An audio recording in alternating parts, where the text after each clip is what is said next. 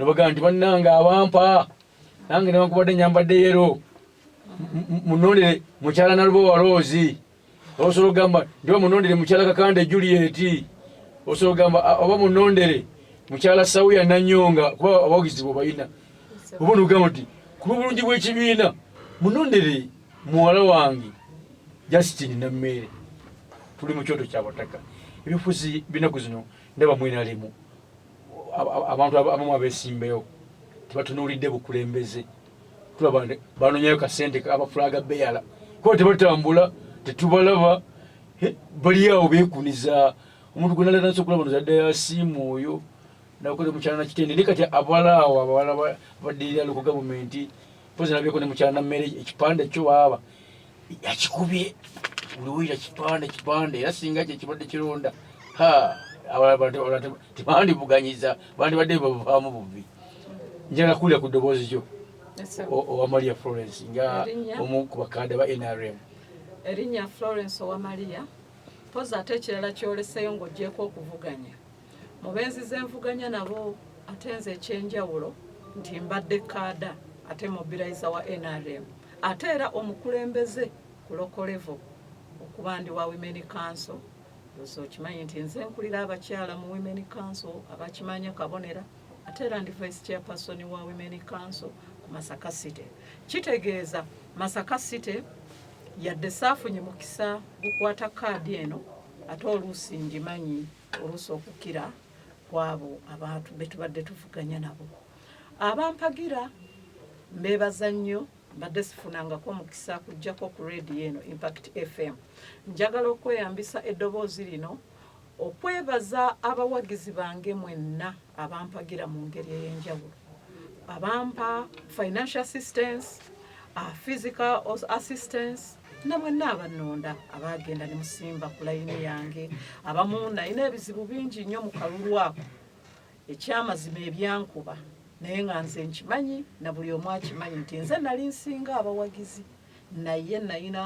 setbacks ze sijja kubanyonnyola wano naye byonna ebyagenda obubi n'obulungi byonna tukyebaliza Katonda kasa tukyali balamu era mbasaba abawagizi bange temuggwamu maanyi wetuli okuba were tujja kubeera kimu nze yenna ali gyali nga muwagizi wange n'atampagira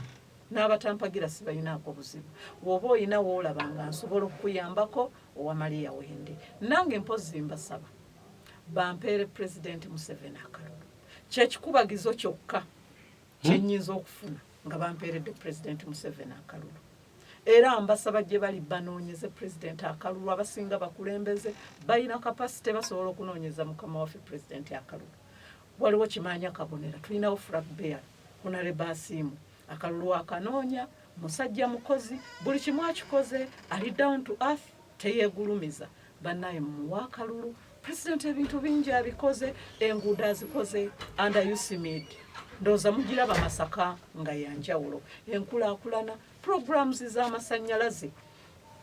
waliwo kati programu egenda mu maaso abantu abali eyo mu byalo nga mwagala amasannyalaze musobola okuyita mu oba mu ministry ya energy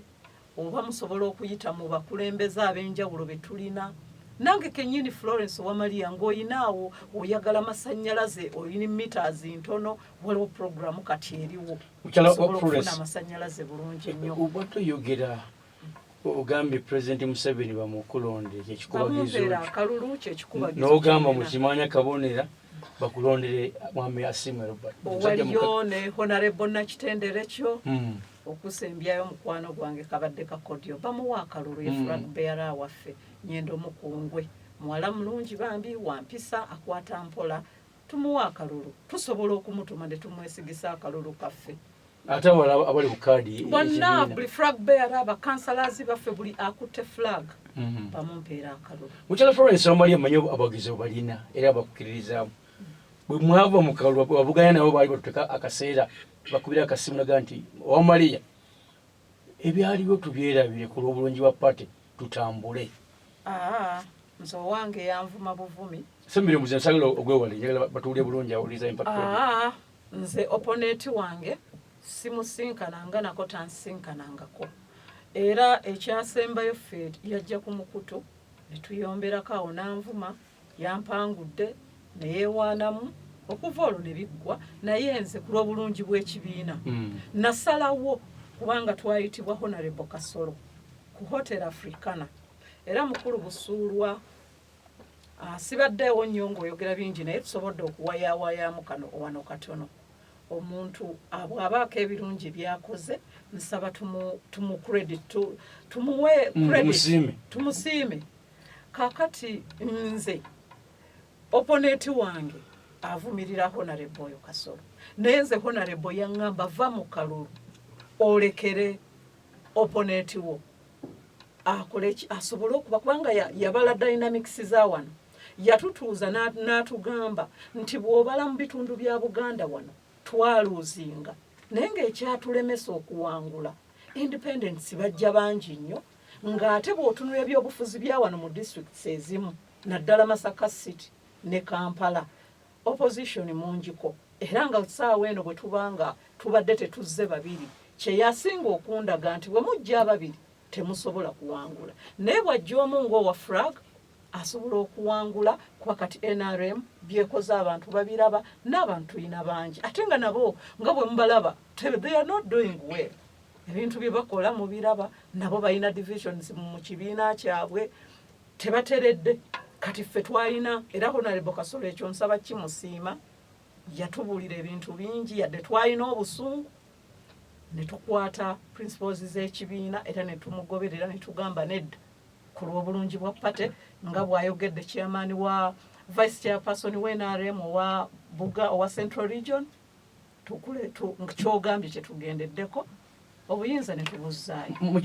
ne tutandika kunoonya kalulu ka president na ba flag bearers bonna. Mukyala Florence manyi ssentebe waffe wa NRM owa Masaka City mukwano gwange Rogers Ulegeya ebimu ku nga bamaze okumulonda yeerayirira okuba nga tajja kukkiriza NRM kuluzinga kifo kyonna ate nga mumanyi mukwano gwo bukyanga muba mukalu nga ye ssentebe yali akuyiseeko musinkane candidate gwavuganya naye mukamyufu musobole okubeera nga mutwala NRM kutiko mu Masaka City. Saagala nnyo ku discussing just kibuuzo no just kibuuzo. Saagala nnyo ku discussing abantu naye nsaba tugende empola ekyo ngenda kituukako. Nze kyemmanyi nti obuwanguzi bwaffe oba obuwanguzi bwa NRM mu region yeno it must be a combined effort.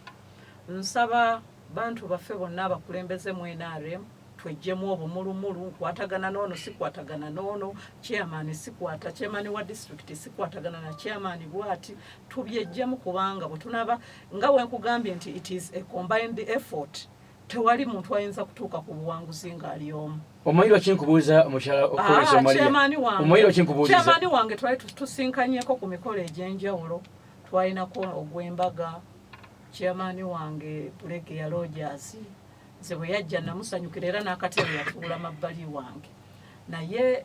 talina kye yaŋŋambako ku ekyo naye nze yaŋŋamba naye yakikoonamu ne mubuuliramu awo nti naye abantu bangi bampita nkomewo abawagizi bange bonna n'abaali bamuwagira n'aŋŋamba nedda ku lw'ekibiina todda bireke wama todda bikole ki bireke naye okutuulamu nti oba there is a bit of reconciliation between me and my opponent ekyo sikirabanga naye si kyenjagala yakikola Honorable Kasolo yakikola ki omayiro kyekubuuziza mukyala Maria kuba ndaba NRM mugenda kuddamu mugwe enkoone enywe wano mu Masaka City kulonna tetugenda kugwa tuli coding Maria on record olole kuzo mwezi mmeka ziri 8 mwezi gwa 11 ile program tuziri coding embeera eno bwesigala bweri zendi wa mawulire mugenda kugwa NRM mugenda kuluzinga ebifo byonna wano mu kibuga Masaka ffe twagala service delivery kujongera mu kugiwa abantu era kye tusaba buli muntu yenna amanyi kyolina nga kisobola okutuuka ku bantu okubagasa ffe tumanyi nti service delivery abantu bonna bajja tulonda bwe tunaba tubatuusizaako obuweereza obulungi ng'era bwe tubadde tukola ebino ebya divisions mu kibiina ekibiina ndoze bibiina ebisinga byonna bibeerawo ku ntalo era ne mu people power biwulira zino entalo tezigenda kuggwa kubanga wabaawo abazifiweringa wabaawo abazitenkamu abazifunamu abazivujjirira mu kibiina ekyaffe bawakasanke babujira zirwana bayinza n'okutuuka okubira abantu pasi bagende mu State House basobole okwogera ku bannaabwe ekyo kimanyi ne babametta ne babametta omuntu ayinza okuba ayina just selfish interests oba ayina kyayagala individual interest oba ayina kyayagala mu Minisita Kasolo ne kigaana nasalawo bwafuna omukisa ogutuuka ku mukulembeze n'agenda n'ayogerera omuntu ate gwe yali badde akola naye nze kyembabuulira nti omuntu ng'ali ku level ya minisita kati nga nze ninga owamaliya nkyanoonya bukulembeze kutuuka mu palamenti ne wabaawo obutonotono obumulumulu minisita mwetaaga ate sijja kugenda kumuvuma kubanga baamulondayo mu bangi ate bamwongedde obukulembeze ng'ate bantu be bamulonze kitegeeza omuntu oyo musukkulumu ate era abantu bamulabyemu enkulaakulana ate era mukozi mulungi nze nsaba baganda bange babaayo abatakwatagana bakwatagane tukwatagane kubanga ebyokugwa byatufudde bamulekwa emyaka 5 nga tetulina we tukola ki nga tetulina we tusaka otuuka okugamba nti nina kino njagala nnyambibweko MP wange memba wa palamenti nga tomuyina wa kibiina kiri kati bwe tuba tetwayiga luli ku mulundi guli nga tuzzeemu twekube mu kaseera kano mwanyinaze busulwa nga tuzzeemu twekube mu kaseera kano kino si kyekyali badde ekiseera ekituufu waliwo lwe twasomanga mu history to the Bourbon rulers learnt nothing and forgot nothing kakati bwe tubanga naffe tetwayiga kati yesaawa tuddemu tufuuke bamulekwa abadde bagamba ni police yasoma erika information baatuuka oponeti wange ze yankola ebintu bingi oponeti mu kalulu naye namusonyiwa nina bye saamusonyiwa ku mutima naye mu byobufuzi nakola ki namusonyiwa tusobole okutambula nze yagenda ne ku ssomero yakuba ku ssomero lyange essimu n'abagamba ndi musibe era bankutte ndi ruzira naye baagalariza kisi zange naye nga nze nasomera nakumpi wano Kiswere 3 zikutuusa bambi nga wala 3 nasoma ndi mulekwa nga nnima ng'essomero limpeerera school dependent family yampeerera teri wala ye wakakinda era yankomyawo mu senior 6 era nsaba gavumenti eno nesunga nnyo okubanga mbeera degree holder naye mbadde sifunangako mukisa angenda kwogera ne Dr. Serwadde mukama wange yes afanye okukyala nnyo okusoma Dr. Serwadde awulidde ensonga tulina omukyala atuwuliriza oli ku nsooka okwebaza abakubi amasimu naddala abali farenze kunze kuliko abantu 2 kansooke n'omukulu Deo Bisaati owekyabakuze waffe gyenviira mwebaza okubanga yeekuumira ku Impact FM ayogedde ensonga y'omuvubuka Mike nga naye munnakyabakuza gwe baasibye sooka omukakasa nti muntu bwe bamukwata abeera suspect abeera tannasingibwa aba ateeberezebwa